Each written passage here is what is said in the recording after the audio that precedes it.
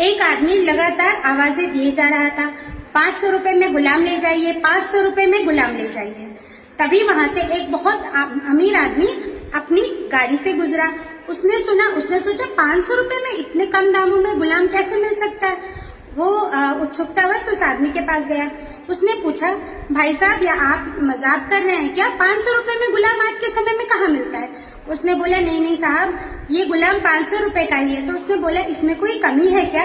वो हंसने लगा। उसने बोला, नहीं, ये बहुत काम करता है, आपके हर आदेश का पालन करेगा, पूरे 24 घंटे अपनी सेवाएं देगा और काम भी इसका बहुत अच्छा है, पर इसमें एक ही कमी है कि ये चुगली कर देता है, इधर की बात उधर कर देता है और कान भरता है। तो उस आदमी ने सोचा कि मेरे घर में तो मैं और मेरी पत्नी 2 ही लोग हैं, तो ये क्या किसी के कान भरेगा और क्या चुगली करेगा। तो उसने बोला, ठीक है भाई साहब, मुझे दे दो। वो 500 रुपए में उस गुलाम को खरीद कर अपने घर ले आता है।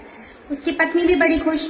क्या होता है, वो निरंतर अपना काम बहुत अच्छे से, शिद्दत से, बहुत तरीके से करता है। पत्नी भी बहुत खुश होती है, वो भी बहुत खुश होता है कि गुलाम तो वाकई बहुत अच्छा है। तभी वो आदमी एक साड़ी और बहुत सारे गहने लाता है और अपनी अलमारी में रख देता है।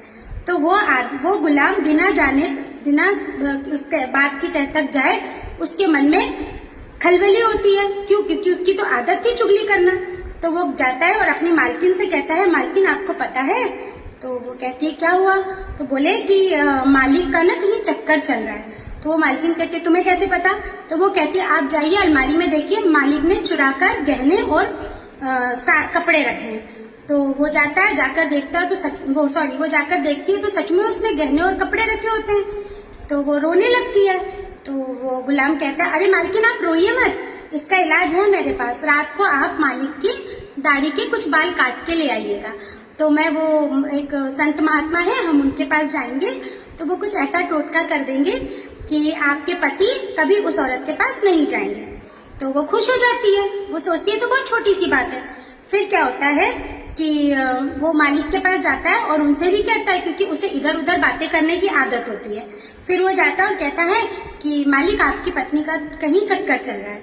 तो वो तो ठहरा पुरुष, उसे बहुत गुस्सा आता है। वो उस गुलाम की कॉलर पकड़ लेता है, उसका गिरेबान पकड़ लेता है और कहता है, तेरी हिम्मत कैसे हुई ऐसे बोलने की?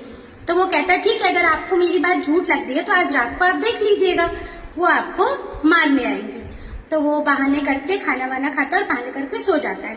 जब वो सोया रहता है तो मालकिन कैंची लेकर जाती है उसकी दाढ़ी का बाल काटने। तो जैसे ही वो उसकी दाढ़ी का बाल काटने जाती है, वो आओ देखता है, न ताओ, वो कैंची उसके हाथों से छीनकर उसकी गर्दन में सीधे मार देता है। मारते ही उसकी पत्नी वहीं पे खत्म हो जाती है। और ये बात जैसे ही खबर फैलती है तो औरत के मायके वाले आते हैं और उसके मालिक को भी मार डालते हैं। और जैसे ही उसके मालिक के घर वालों को पता चलता है, वो आते हैं और लड़की के पूरे खानदान को मार देते हैं। और लड़की के खानदान को मारते हैं और लड़के के खानदान वाले पूरे जेल चले जाते हैं। तो इसमें आप कुछ समझे? उस एक गुलाम ने इतनी सी बात की, चुगली की, ना जाने ना पहचाने अनजाने में उसने सिर्फ अपने मजे के लिए इधर की बात उधर की, परंतु इतनी सी बात की वजह से 2 खानदान बर्बाद हो गए।